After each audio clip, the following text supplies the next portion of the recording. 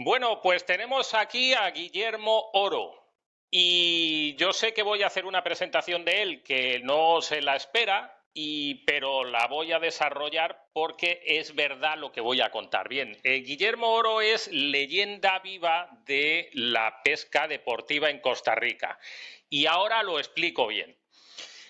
Yo estudié en el INA, en el Instituto Nacional de Aprendizaje, y allá estudié pues el técnico en buceo y luego estudié pesca deportiva costera y de altura, que no me la dio él, me lo dio un compañero suyo. Estudié también emprendedurismo y yo no sé cuántas más cosas. Como casi 2 años estuve allí con grandes recuerdos. Y Guillermo Oro era esa leyenda que uno veía por los pasillos todos recordarán ese profesor del que a veces se hablaba y decían, no, ese profesor sí, me ha hablado y yo soy amigo de él y tal. Bueno, pues ese era Guillermo. A mí me ha gustado siempre mucho la pesca deportiva, entonces todavía cuando yo le trataba, yo estaba en el técnico de buceo, que fue un año y pico allá, y yo me lo encontraba por los pasillos, hablábamos de pesca, hablábamos de cosas que aquí no vamos a recordar, de una época mía más joven, en la cual tenía ciertos regaños y con él por cosas, en fin, de juventud, relacionadas con la pesca no tan deportiva. Era el profesor al que todos recurríamos cuando teníamos una duda. Oye, Guillermo, ¿dónde tal? ¿Dónde pescamos esto? ¿Dónde pesco aquello? ¿Dónde hago tal? ¿Dónde hago cual? Bueno, pues ese es Guillermo, es uno de los profesores de Elina, que luego terminó ya de director regional, cuando ahora ya pues el hombre está jubilado. Ahí hemos estado una hora conversando. Y antes de que él nos cuente, que yo quiero que nos cuente lo que es un poco la pesca deportiva de altura, yo he hablado aquí de pesca desde orilla, quiero que nos cuente un poco lo que es de altura. No puedo dejar de recordarle lo toca asteriscos que era. Yo a Lina le vendía en aquella época, le hacía licitaciones al gobierno y yo era dealer de Rapala, que es una fábrica bueno, yo creo que de los mejores engañadores que hay eh, para, de señuelos marinos, ¿no?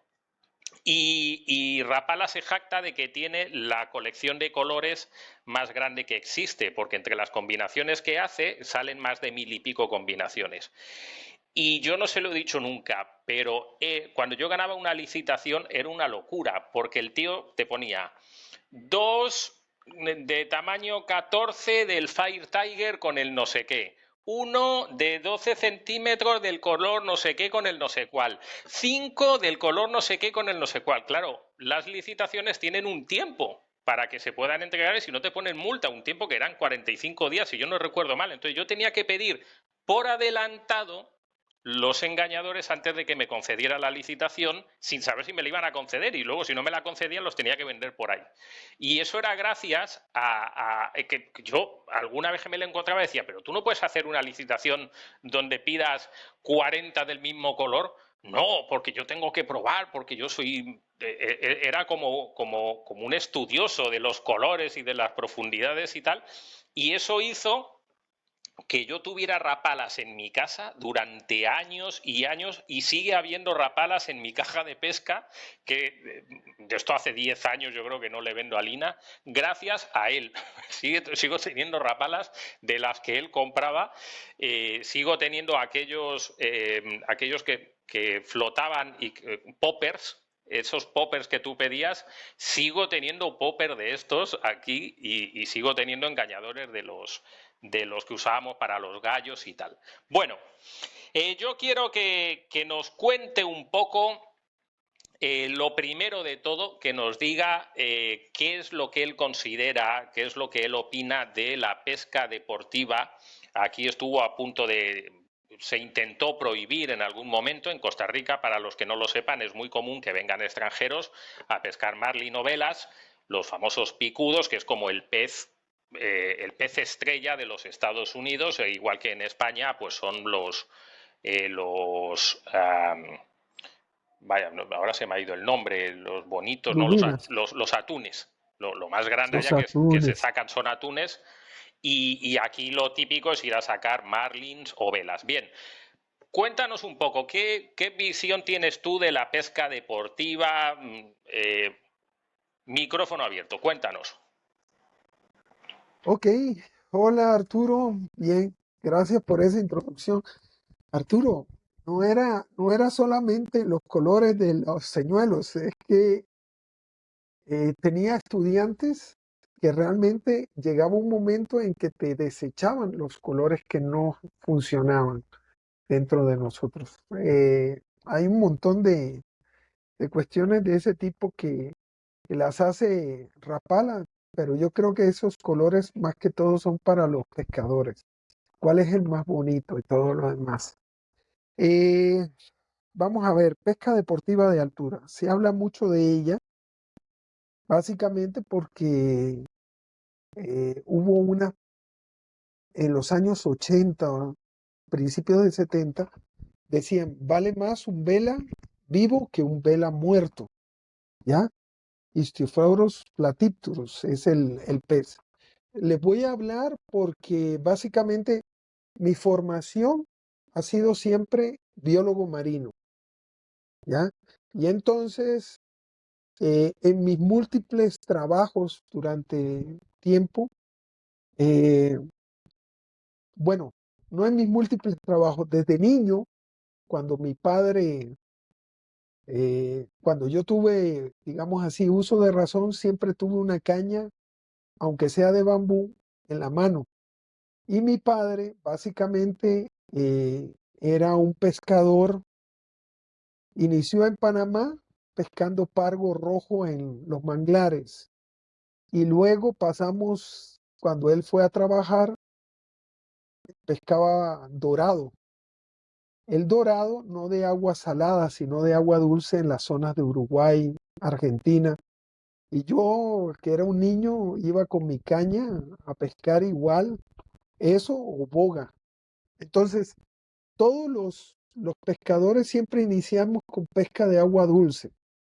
Comenzamos sacando pececitos de agua dulce y finalizamos, creo que en nuestra etapa en agua salada, o regresamos de vez en cuando a tocar el agua dulce y todo ese tipo de cuestiones.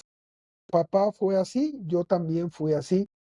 Comencé con, con pequeñas sardinas y todo lo demás.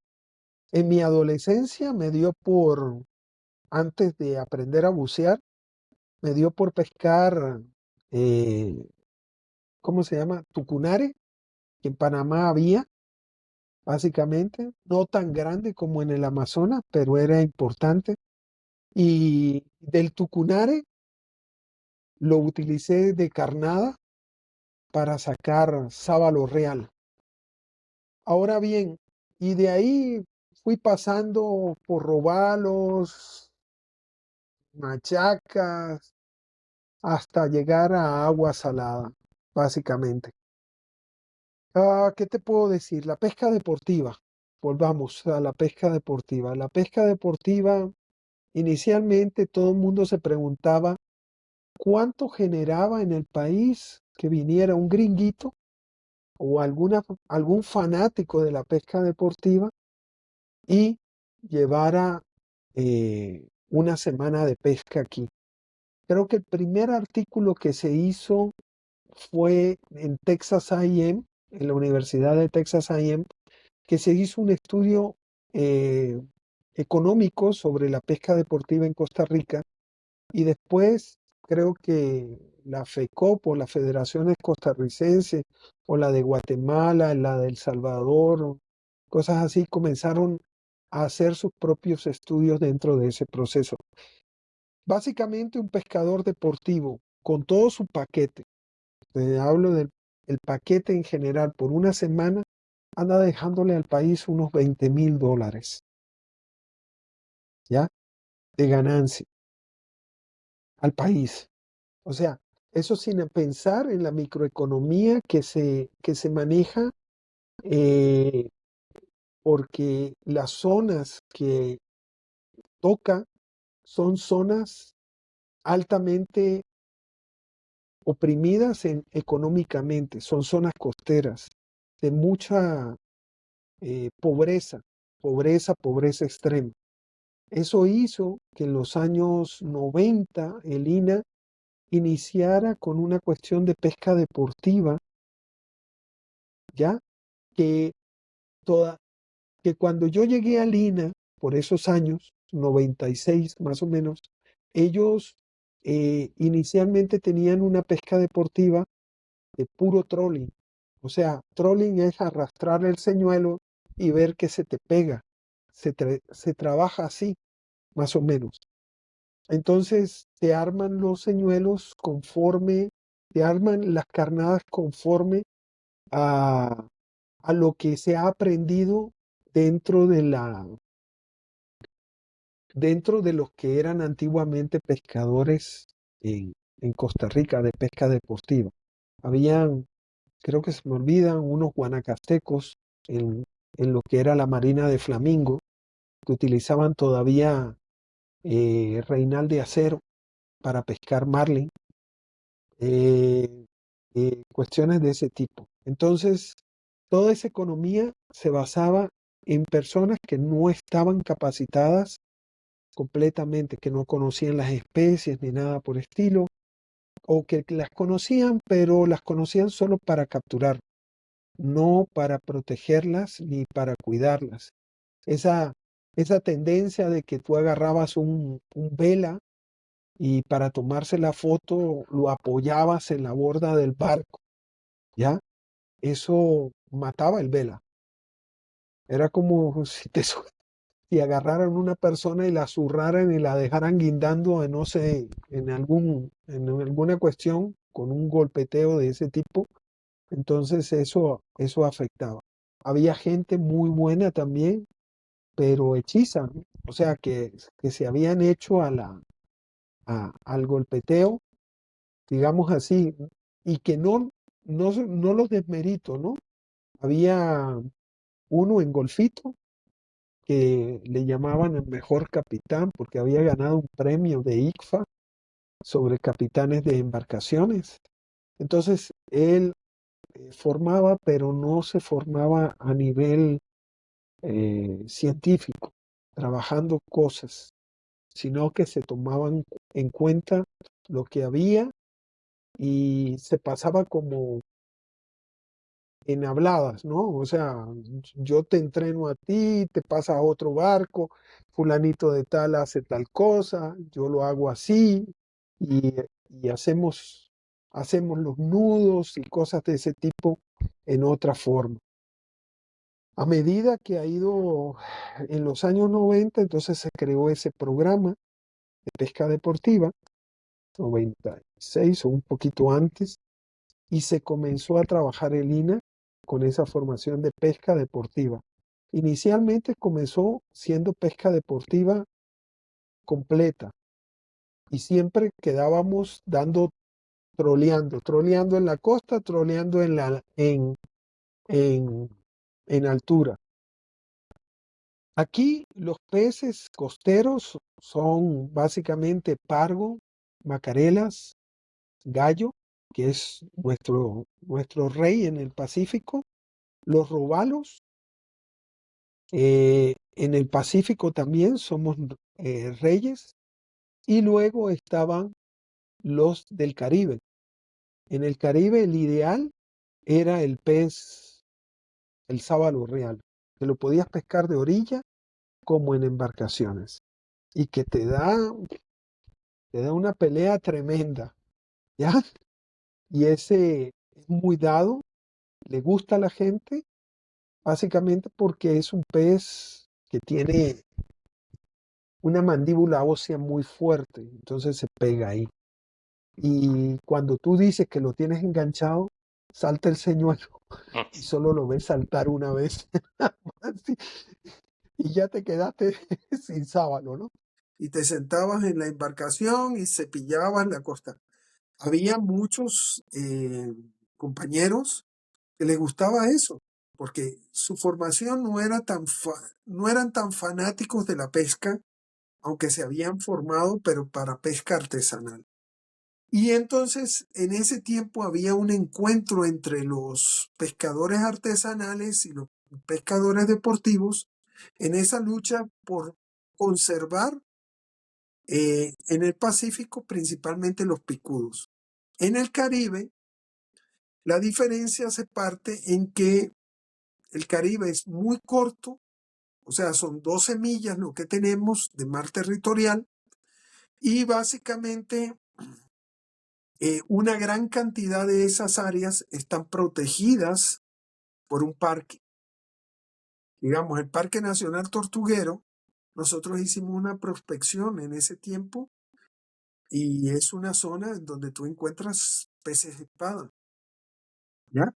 Juveniles de peces espada. Pero resulta ser que está prohibido la pesca comercial dentro del parque.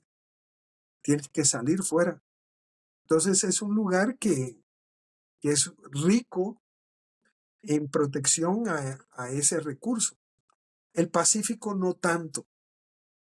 Entonces te encontrabas con que los pescadores artesanales llegaban a las 30, 20 millas tirando líneas. ¿Eh?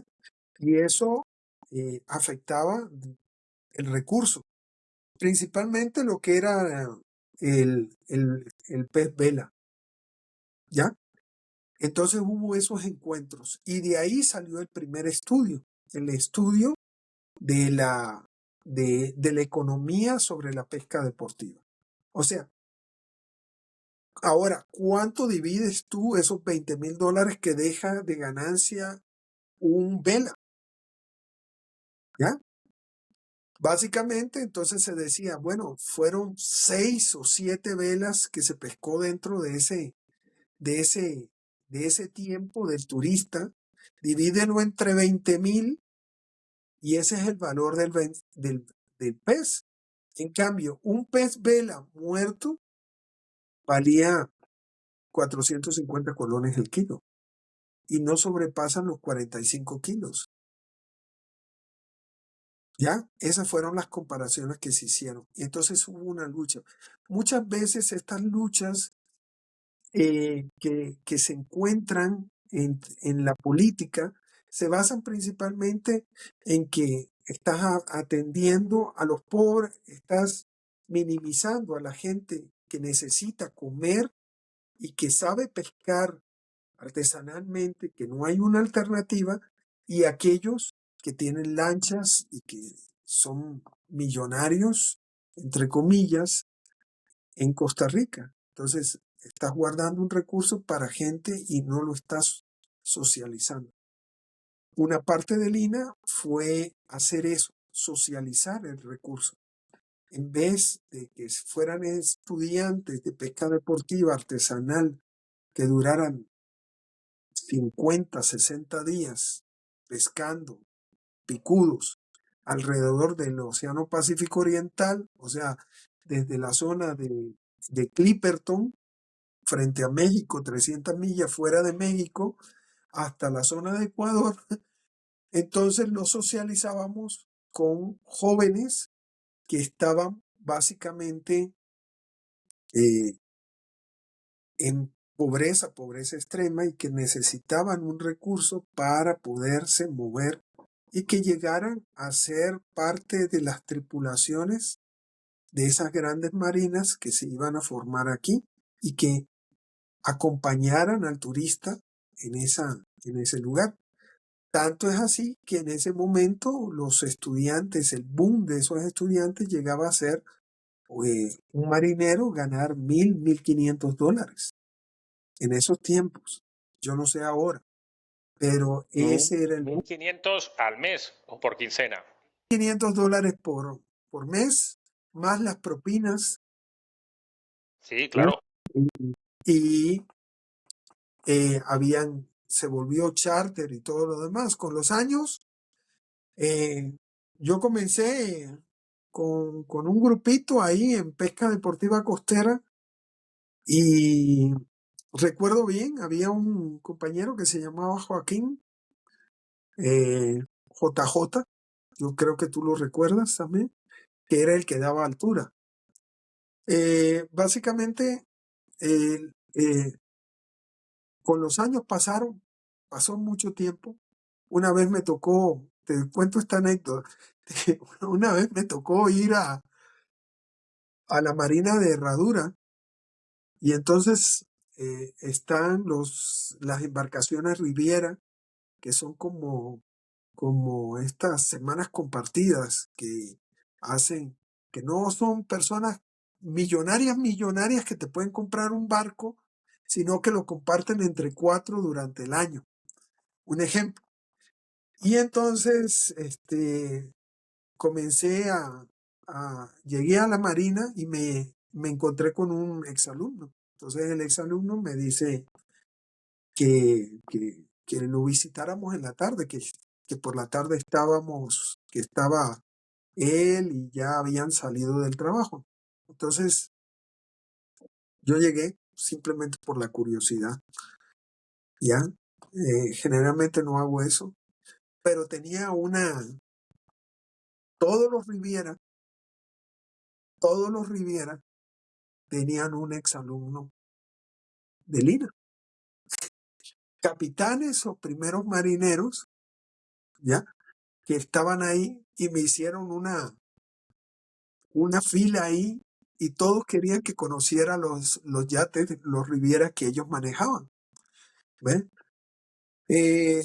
Para mí fue muy agradable, sobre todo porque siempre andaba de gruñón con ellos, tratando de que los señuelos y las cosas se hicieran bien. Voy a parecer viejo. Ahora, con el tiempo, me han llegado ex estudiantes, que me dicen que los marineros que mandan no tienen esa capacitación. Y básicamente porque el INA se volvió muy light, muy ligero en sus egresados, más se enfocó hacia lo que eran los básicos de embarco que hacia la parte eh, de formación realmente. ¿Me explico? Eh, Creo que es bueno los básicos de embarco.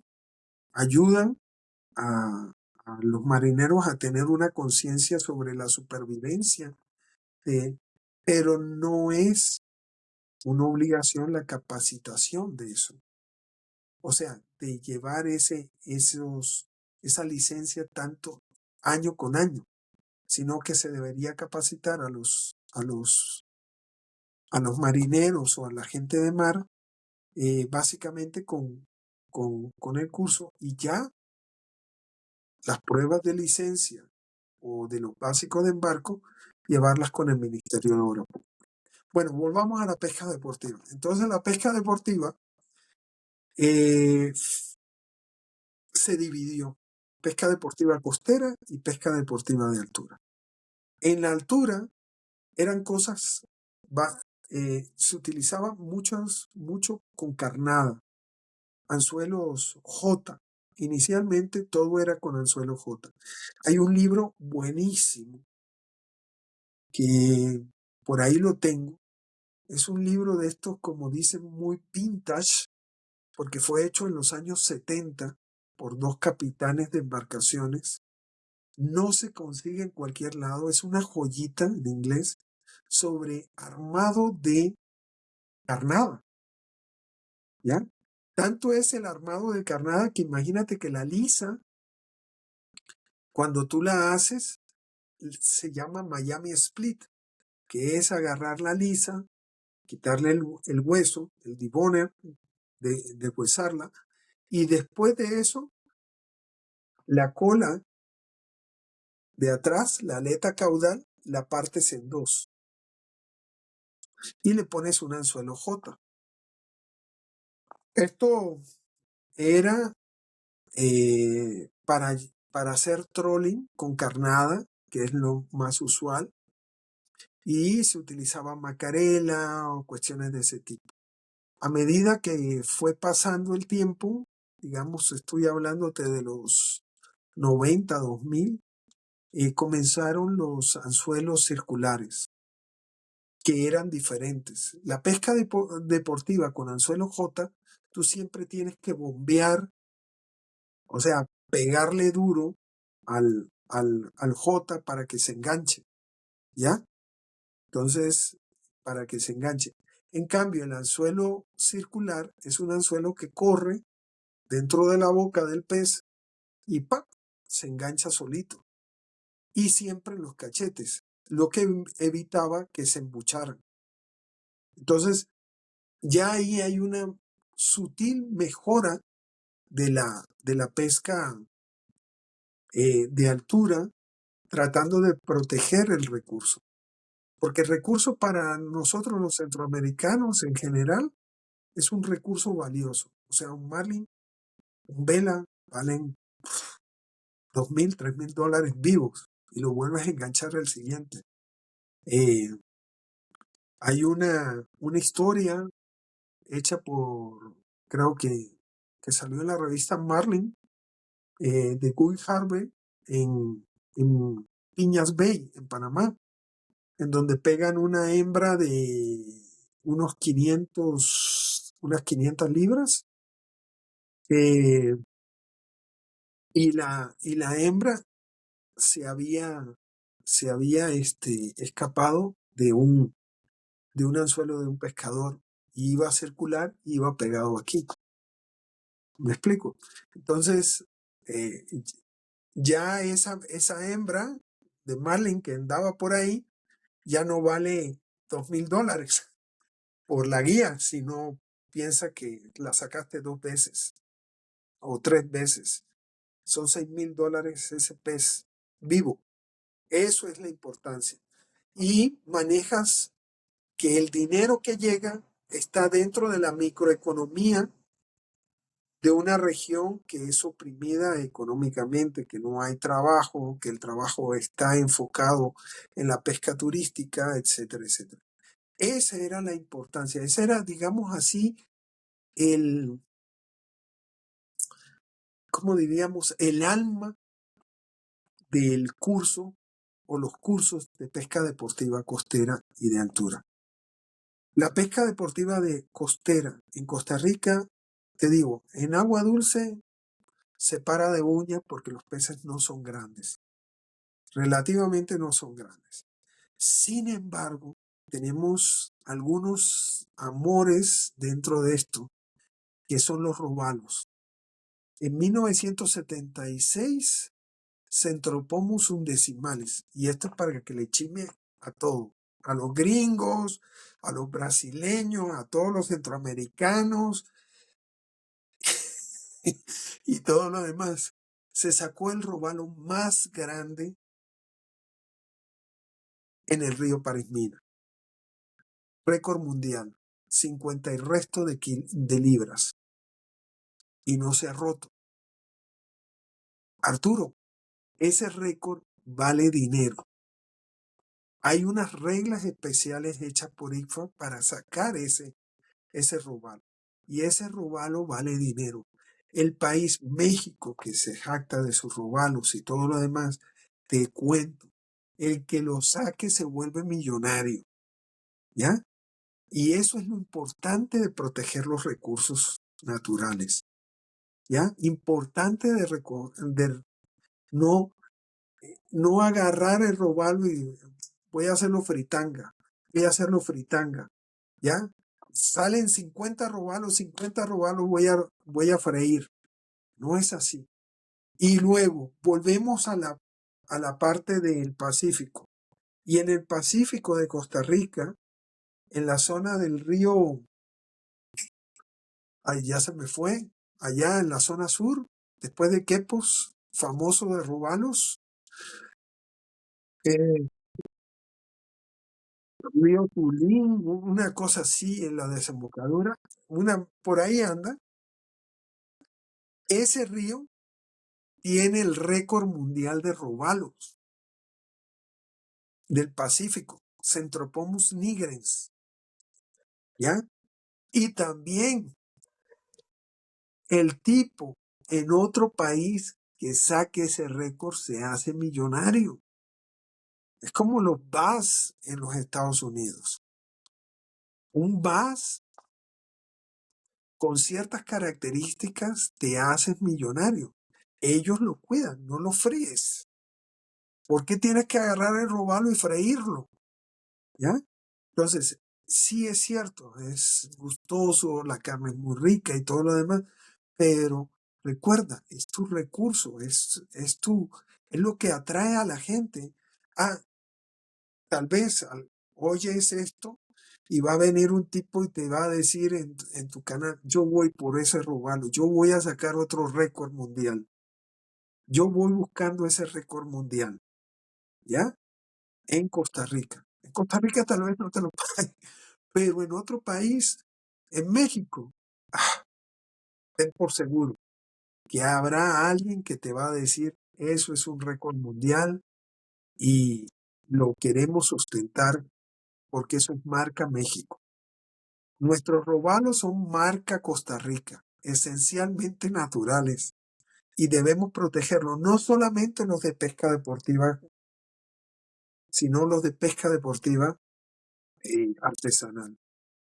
Tenemos que guardar las especies para que esas especies, los tamaños y todo lo demás, no sigan siendo un plato, sino que sigan siendo nuestro atractivo principal. Eso es parte de. Eh, en pesca deportiva de altura no tenemos ese tipo de récord. No lo manejamos. Ni el dorado, ni el marlin, ni el vela. Marlin generalmente son animalitos de 200 kilos, puros machos en su gran mayoría. ¿Ve? Hembras, solo lo que yo he oído de 200, de 500 libras para arriba, estamos hablando de esa especie que salió en un Black Marlin, un Marlin negro que salió en Panamá. Eso corría creo que en el año 2000. Estaba Guy Harbor y estaba un famoso tipo de que fue a pescar a Piñas Bay, es el dueño de AFCO, de las casillitas, esas cosas pequeñitas ahí. Ese fue el reporte. Se tomaron fotos, Piñas Bay aparece, mira, aparece el Marlin saltando en- frente al bote y ese es ahora el emblema de Piñas Bay. Imagínate. O sea, eso es lo que te dice es, ahí lo vas a encontrar. ¿Tú sabes qué es que Herradura, Los Sueños, o la Marina, o no sé, alguna de las empresas pegue un animal de 500 libras, 600 libras? No lo va a poner dentro de su comercial, por favor. Eso es lo que andan buscando las empresas y eso genera más atractivo al lugar. Una cosa importante de la pesca deportiva aquí en Costa Rica es que nosotros tenemos el tiempo, todo el tiempo. Nosotros no vivimos con las estaciones. Puedes encontrar mal tiempo ahora, un sur ahí que te pega y todo lo demás, pero por la mañana vas a encontrar dorado, vas a encontrar atún aleta amarilla, vas a encontrar barrilete, vas a encontrar no en grandes cantidades, no en grandes tamaños, perdón, sino en grandes cantidades. Te puedes aburrir de sacar aleta amarilla en algún momento. ¿Eh? Eh, entonces, pesca deportiva de altura, en los años 90 fue dividido los dos cursos. Inicial, para que manejaran, los estudiantes manejaran las cañas, no solamente con troleo, sino con casting, aprendieran a castear, a lanzar la caña, tanto en spinning como en bycast, y, y comenzó ese tipo de evolución. A todo esto hay momentos cíclicos en la pesca deportiva en que uno comienza a olvidar los señuelos, ¿ya? Digamos, globalmente eso sucede. Y fue como por el año 2000 que se volvió a iniciar la pesca con jigging. Y entonces Shimano salió con su Shimano Butterfly, ¿ves? Pero jigging existían y los hacía Yosuri, solo que la gente no manejaba el jigging de una forma, no lo conocía, entendían muy poco sobre el jigging en pesca vertical. Digamos que eso es más que todo para embarcaciones, en zonas costeras. Pero, Arturo, Costa Rica no tiene una plataforma muy grande. Entonces nosotros tenemos en Costa Rica que buscar esos lugares afamados que le llaman, oceanográficamente le llaman Guyot, que son montañas que se elevan hasta unos 200, 300 metros, de 3.000 metros de profundidad y se hacen planitas. Como digamos, hay una famosa que es el Bajo del Diablo allá por la isla del Caño, que va la gente a bucear a 60 metros y encuentras unos pargos, solo que es parque nacional. Pero hay lugares que tú encuentras así, hay unos lugares de la península de Nicoya hacia afuera, camino a Isla del Coco, que le llaman los Bajos de la Papa, ¿ah? Por la forma, lo decían los pescadores comerciales, pero que tú puedes hacer jigging con señuelos. Pero, por ejemplo, en, en el Caribe, cuando yo trabajaba en esa zona, nos gustaba un jigging muy especial que que lo traía Gilca en esos tiempos. Imagínate, te estoy hablando de, de cosas antiguas. Estaba el dueño de Gilca vivo y había otra empresa que era una tiendita de pesca que quedaba por el hospital de niños, por ahí metida, y traían un palito de metal con 3 anzuelos. Y eso tú lo lanzabas en el Caribe y era sábalo seguro, sábalo real seguro. Entonces ya se hacía jigging. Solo que hay una cosa importante, no hay nada como eh, los comerciales, Shimano, Mariposa Butterfly, y después vinieron los demás y pusieron un montón de cosas así, pero ya existían los jigging, jigging para casting, jigging vertical, jigging para un montón de cuestiones más. El único que me pareció extraño fue el butterfly, que era como un calamarcito que utilizaba la Shimano. No pegó mucho, eso está más bien para zonas costeras frías. Era muy dado a eso. Saqué algunas cosas, pero no era de para, para mí no era de mucho agrado. Y básicamente así se fue evolucionando la cuestión. Creo que fuimos los primeros, hablo en general, de Lina, fuimos los primeros en crear una, un, un libro sobre pesca deportiva de altura, de cómo encarnar con anzuelos J y con anzuelos circulares, sobre todo para Ballyhoo, ¿ya? Eso era para nosotros sumamente importante y creo que lo han seguido dentro del proceso. También dentro de Amazon y todas estas cosas, habían libros sobre nudos de pesca deportiva. Entonces, habían nudos que tú sabías que se utilizaban para zonas costeras, y otras cosas que se utilizaban para pesca deportiva de altura. Por ejemplo, el Bimini Twist se utiliza muchísimo en pesca de altura, ¿ve? Y había que hacerlo bien.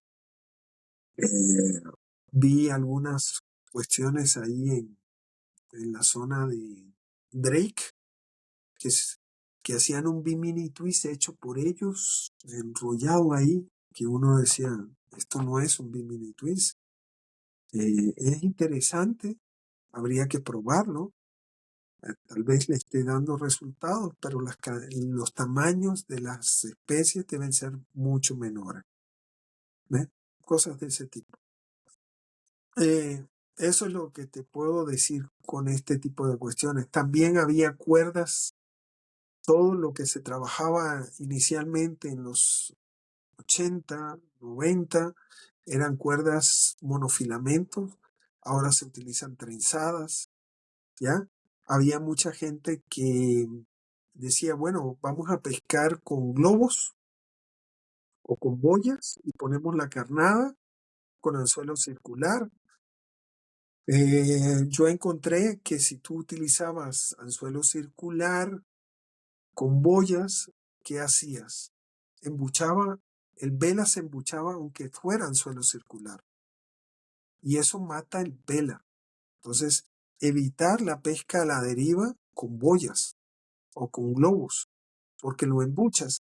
Y no es simplemente agarrar y decir, voy a meterle el buche al pez, el estómago al revés y se lo voy a devolver adentro. No, no funciona así, se muere. Entonces, esos cuidados había que trabajarlos. Eh, el monofilamento es muy bueno porque es tipo resorte, digamos, si tú quieres pescar con popper, ¿ve? Pero no te sirve línea trenzada para pescar con popper. Y hablando, si tienes popper, me avisas, ¿ah?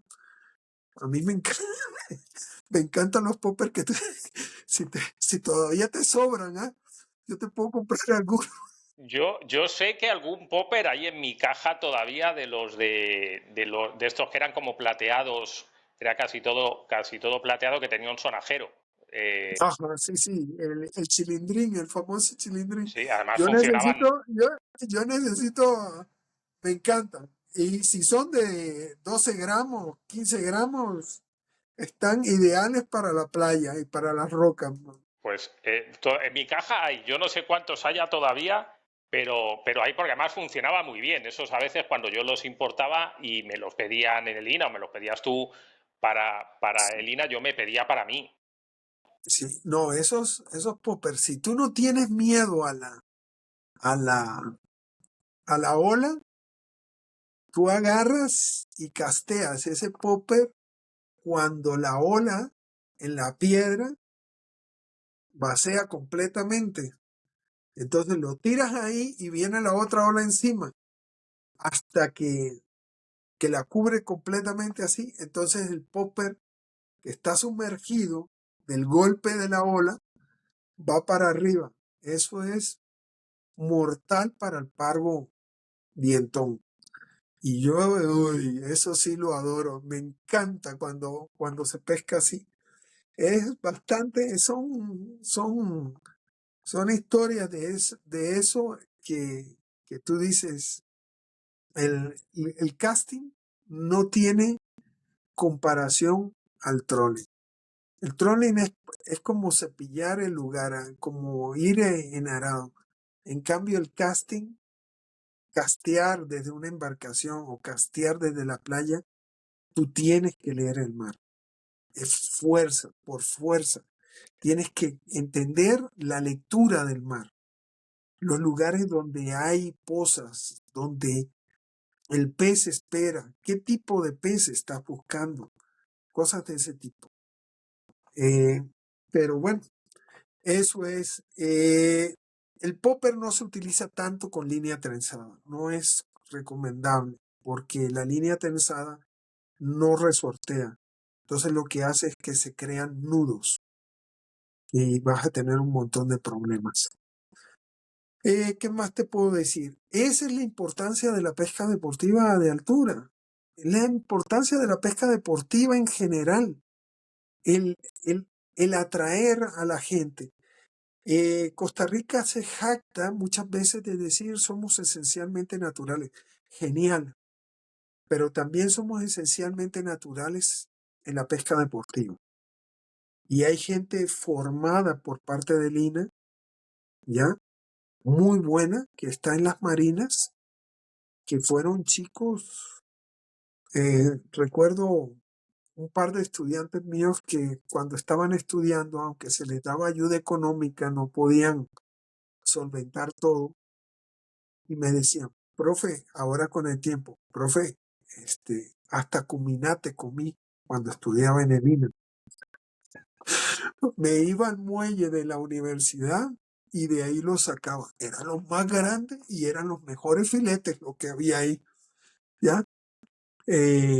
Así que lo que te quiero decir con ello es que esa es la dificultad que se tenía en esos tiempos y que fueron gente que ya no se les pedía bachillerato en ese momento, no se les pedía que fueran egresados de colegio, sino eran estudiantes que no habían podido concluir sus estudios o cosas de ese tipo, que tenían una primaria básica y que se les podía desarrollar. Después, posteriormente a eso, que es un modelo muy tipo español, esos chicos fueron estudiando, pero en otro sistema de educación y cosas de ese tipo, hasta llegar al colegio. Hay gente que ya no ejerce la pesca, solo la ejerce por placer y que están trabajando en otras cosas. ¿Me explico? Entonces, eh, sigue siendo importante la pesca deportiva de altura. ¿Cuáles han sido los logros para mantener esa pesca deportiva? Que la pesca artesanal la han corrido 60 millas de la costa, ¿ya? Que es una protesta de los pescadores artesanales, pero que deben entender que esa pesca es sumamente importante. No han analizado las autoridades de Incopesca, del gobierno, porque, digamos, algunas marinas, algunos charter de, de marinas han comenzado a sembrar plantados. O sea, tiran plantados en zonas para aumentar esa riqueza y tener lugares seguros de pesca. ¿Me explico?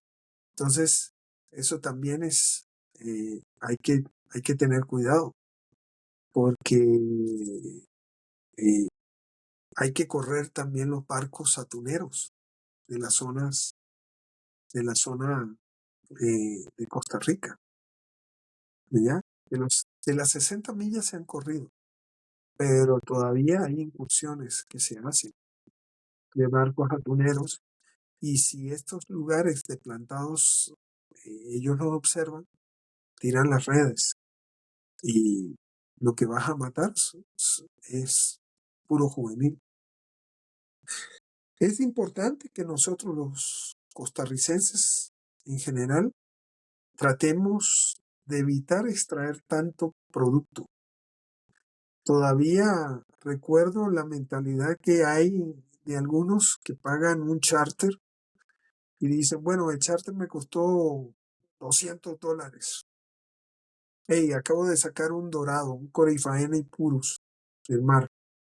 Ese me cuesta 200, pero si saco 200 dorados, el viaje me va a costar $1 el pescado, más barato que en el mercado. Eso no es así. Eso no se debe hacer.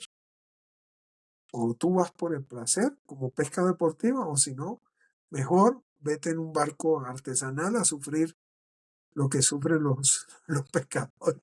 Y allí sí vas a encontrar tu pez barato, ¿ya? O sea, ese derecho de porque pagaste no te exime de ser responsable de lo que saques, ni el cuidado, la forma en que te tomas la foto, no lo guindes, agárralo con las dos manos, cosas de ese tipo. ¿Eh? Sí.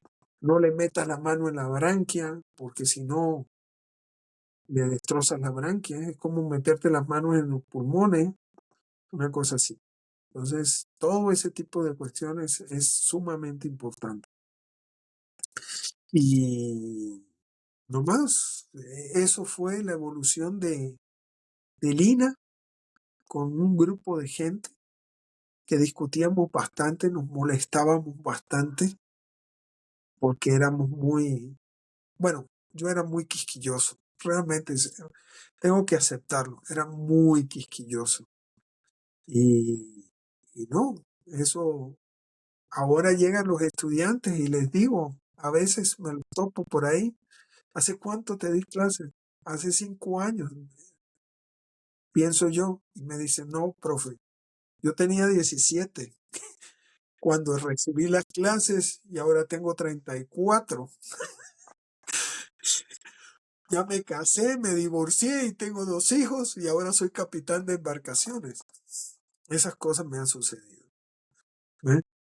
¿Eh? Guillermo, esto es sumamente importante que la gente del canal lo entienda, porque, vaya, que es una visión, ¿no? Ahora está chocando todo mucho con el tema este moral de si el daño a los animales, de si no el daño a los animales. Yo ahí no me voy a meter, eso es cosa de cada uno, pero efectivamente que por lo menos la gente entienda dónde está la riqueza. El otro día nos pasaba con la caza, que comentábamos de caza en España, aquí no hay, y había gente que decía, Sí, ya, pero pues, con la caza ocurre lo mismo, es decir, es una fuente de ingresos en el país, en España, que muchas personas no entienden desde ese punto de vista. Luego ya moralmente, eso son, como se dice aquí, otros 100 pesos y ya cada uno tendrá sus ideas, pero que alguien sepa realmente o que conozcan lo que hay, la importancia que supone para Costa Rica, que es un país en vías de desarrollo, o cercano yo creo ya al desarrollo total, pero todavía está en esa línea, el que le demos fuentes de ingresos a personas que por otro lado no tendrían.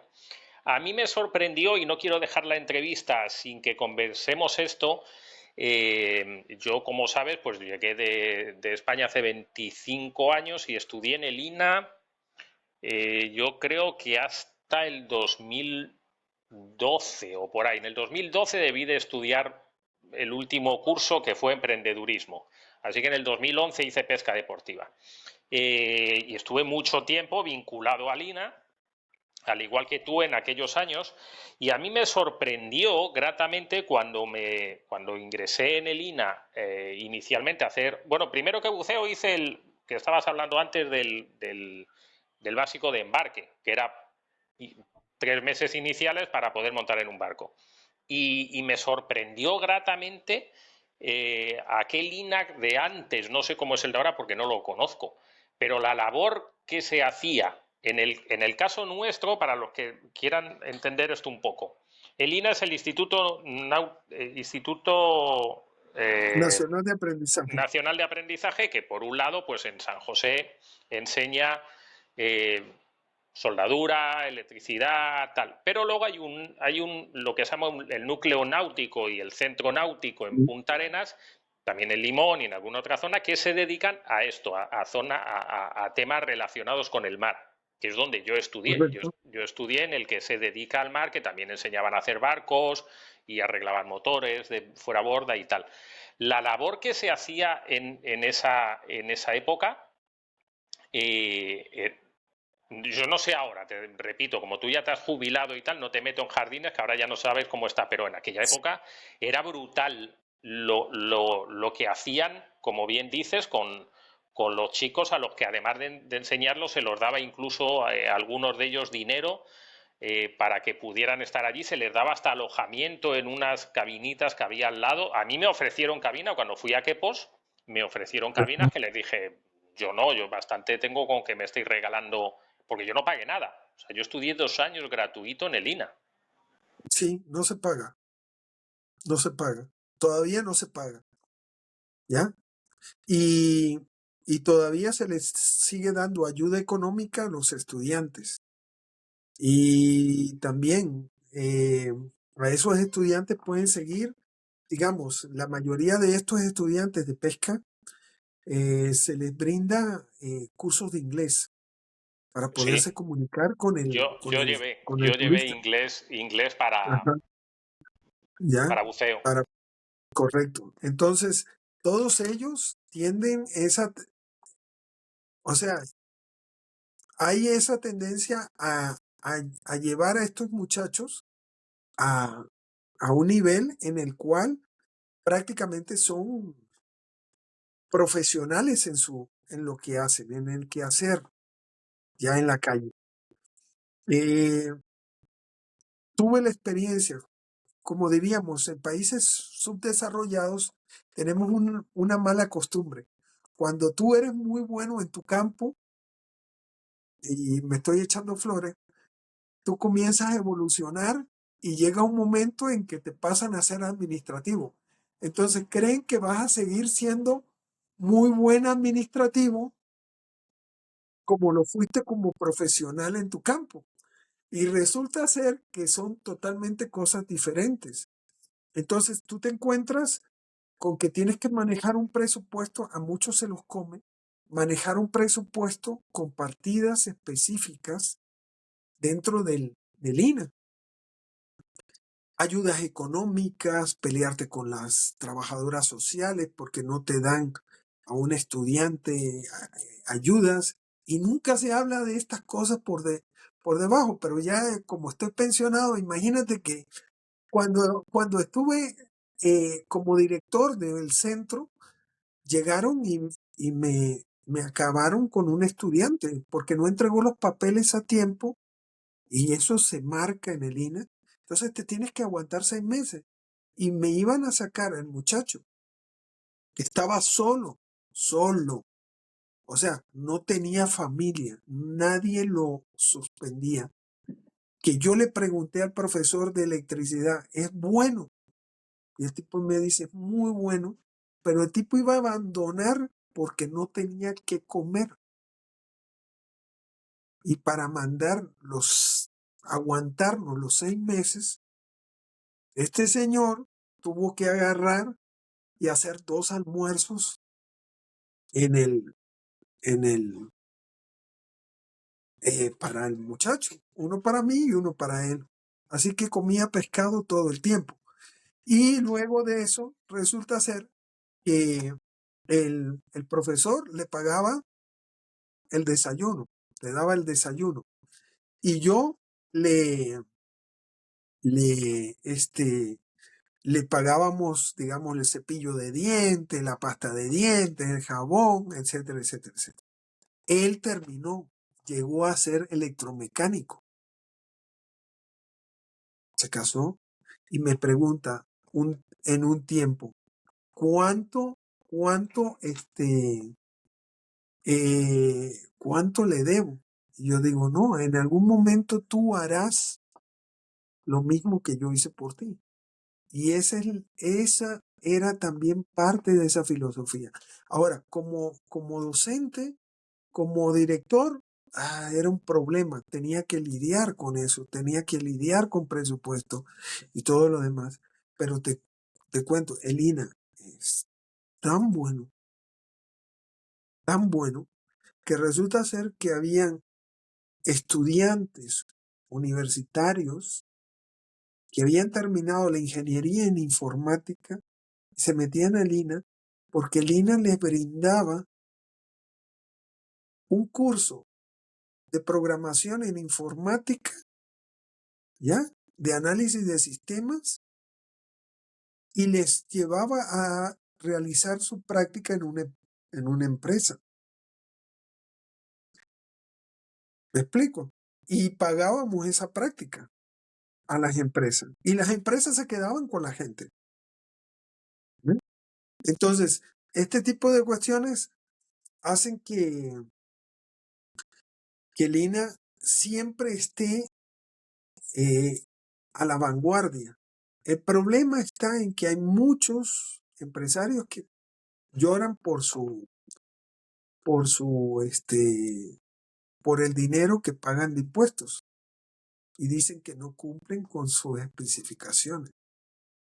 Digamos, todo lo que tú ves en cuestiones médicas, el primer capacitador de implementos médicos fue el INA. Ahora ellos hacen sus matráfulas y tienen sus cursos y todo lo demás, pero es el INA. Y ponen políticos, esto es lo último, ponen políticos para tocar esa masa, para que no se infle, para que no se llene, ¿ya? Tienen muchos recursos. Los funcionarios públicos, yo era uno, trataba de gastar y traté de gastar y mantuve eso durante mi tiempo como director del presupuesto de 90%. Arturo, me daban $2 millones para gastar en el año, entre salarios, ayudas económicas, alimentación de los estudiantes, transportes, materiales y todo. Y todo va sobre una cuenta. Yo no puedo cambiar el dinero de un bolsillo a otro.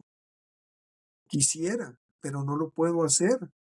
Y todo va en las modificaciones presupuestarias. Y tienes que pelear con Raimundo y todo el mundo. ¿Ves? Eso es lo que le sucede al INE. Pero el INE en sí, para sus proyectos, para sus trabajos, para todo, de los estudiantes y que se valora, es muy bueno. Hay mujeres marineros que están y no están aquí. Se casaron con un gringuito y todo lo demás. Viven en Hawái, viven en Miami y se han desarrollado. La gente de mar en Costa Rica es muy buena, tanto en pesca artesanal como en pesca deportiva. Son muy buenos y además de eso muy atentos, porque no solamente tienes que trabajar la parte de pesca, tienes que ser un compañero de pesca. ¿A ti no te gustaría tener un compañero de pesca que agarre solo todas tus carnadas y vea a ver qué es lo que él hace y no te lo enseñe? ¿Ya? Tienes es un compañero, es un mate lo que tienes, no un marinero. Y eso es lo que te conversas y todo lo demás y cuentas las cosas Costa Rica. Es correcto. Eso es importante. Es correcto. Pues Guillermo, te agradezco muchísimo. Me gustaría que tuviéramos otra entrevista porque aquí me van surgiendo un montón de cosas de preguntarte. Yo antes de terminar, por lo menos para que se hagan una idea, quizá los que no sepan qué es esto, cuando yo estudié pesca, cuando hice buceo, fue 1 año y pico, hacíamos una gira por mes al mar y tal. Cuando yo, la vez que más he estado en el mar fue en el INA, en pesca deportiva de altura, que fueron 12 días en el mar, y esto se hace con un barco de vida a bordo, donde hay unos Ajá. camarotes pequeños donde comer, desayunar, cenar, es decir, sales con el barco 12 días y no vuelves a tocar orilla hasta 12 días después. Y que era la época, antes conversábamos de Chepito, que era el cocinero, yo me pasaba el día mareado y entonces Chepito me hacía atol para ver si yo no me moría antes de llegar a, antes de llegar a puerto y tal. Y todo eso lo pagaba el INA, o sea, yo me quedaba sorprendido porque, bueno, las cañas, los engañadores, los balibús, los pececitos con los que se montaba, las lisas, todo eso es un montón de dinero, más, como digo, la comida, el desayuno, la cena, que se comía estupendo. Chepito era un... Y luego se llevaba un capitán y luego se llevaba el jefe de máquinas. Y bueno, 12 días gratis Y en el el mar docente y todo lo demás, pescando ¿correcto? y el instructor y en mi caso, por ejemplo, pues yo tenía la suerte de que no necesitaba la ayuda económica, pero muchos de mis compañeros pues tenían además su ayuda económica de estar allá y tal. Toda esa es la labor que aquí estamos conversando y a la cual no, bueno, pues yo le tengo que dar un agradecimiento enorme porque yo llegué de España y vi el cielo abierto con el INA. Aparte de las instalaciones que luego tiene con aire acondicionado, con aquellos jardines estupendos que mantenía el jardinero aquel que éramos grandes amigos. Bueno, era una familia. Realmente el INA que yo conocí era una familia. O sea, yo me iba a hablar con Guillermo. Disfuncional, pero éramos una familia, esa es la verdad. Sí, bueno, es verdad que Guillermo tenía su punto a veces que decía, no sé si ir a hablar con él porque me va a regañar por algo, mejor no voy porque me va a decir, no te enseño esto porque lo vas a hacer mal y yo no quiero y tienes que devolver el pez y tal. Yo soy español y yo me como todo lo que se mueve. Entonces yo, pez que sacaba, pez que iba a la olla. Lo que pasa es que como soy muy mal pescador, pues tampoco había mucho problema. Pero vaya, que era una familia y me he sentido muy contento de poder hablar con Guillermo tiempo después. Ya luego le perdí la pista, claro, cuando ya se hizo el jefe de los jefes, el papá de los tomates de aquí, aunque No digas eso, fui a verle al no digas. despacho y allá, pero bueno, ya no era mi amigo el que yo le iba a consultar sobre cosas de pesca o a que me regañara sobre otras cosas que no se debían hacer. Guillermo, de verdad ha sido un placer tenerte aquí, recordar viejos tiempos y vaya, tenemos que hacer otra, que se me están ocurriendo cosas por ahí que te tengo que preguntar, pero vaya, esta la vamos a terminar así. El micrófono es tuyo para que te despidas, las últimas palabras sean tuyas. Bueno, quiero agradecerte, me has hecho revivir algunas cosas. Yo trato de pasar los capítulos y trato de que lo que he vivido, lo, ¿cómo diríamos? Lo he gozado, lo he bailado y después de haberlo gozado y bailado, vamos a otro capítulo. Eh, el INA es parte del pasado, igual mis pescas. Yo no tengo muchas fotografías de donde me saco el pez y lo tengo por ahí. Tengo fotos perdidas en, algunas veces. Por lo general no me gusta tomarme la foto porque no encuentro el trofeo. Encuentro el trofeo cuando eh, digo una cosa cuando iba a pescar o busco un rinconcito de una piedra en donde hay como un charquito y digo, ahí hay pargo. Y tiro el señuelo y sale el pargo. Me gusta cantar lo que voy a sacar. Y eso es parte de la lectura. Yo inicialmente les dije, para que, para, para ser un pescador, tienes que aprender a leer el mar. A mí me costó varios años entender eso, aprenderlo. No es solamente el señuelo, es saber qué hay ahí y cantarlo. Decir, bueno, vamos a sacar machaca porque la machaca está aquí, bajo la sombra del espabel, porque eso es parte de su comida, o porque hay grillos, o chapulines, como quieran llamarles, o cosas de ese tipo. O vamos a tener, siempre he mantenido esa lectura de todos los recursos naturales para ver aves, para ver animales, lo que sea. Tú tienes que aprender a leer. Tú no vas a la selva y caminas así a lo loco, sino que tú lees tu selva y tú aprendes dentro de esa selva. Todos los días te muestra algo, como la vida. El mar es así, es la vida. Y entonces no te matriculaste en ella, sino que estás en ella. Y, y es de tonto no aprender de ella. Entonces, para mí fue genial, Arturo. Te veo muy bien. Les agradezco a los que escuchan esto. Espero no haberlos aburrido tanto como yo me la pasaba. Y el único regaño que te hice, Arturo, fue que buceabas con tanque para arbaletear, Ah, para dar... yo no me acordaba de eso. Yo sí me acordaba porque fue la primera vez que te conocí y yo te dije, está muy bien si lo haces a pulmón, porque básicamente los peces en las zonas costeras, en las zonas de arrecife, tienen su casa, entonces regresan al mismo lugar por lo general. Es diferente cuando tú pescas o tú cazas con arbaleta en aguas abiertas. Ah, ahí sí da miedo, de verdad, da miedo de verdad, pero también a pulmón es una bonita batalla, sobre todo atunes, ¿ya? Pero nada más y cuídense mucho. Gracias por la entrevista, Arturo. Lo dicho, gracias chicos, nos vemos, nos oímos en un próximo vídeo.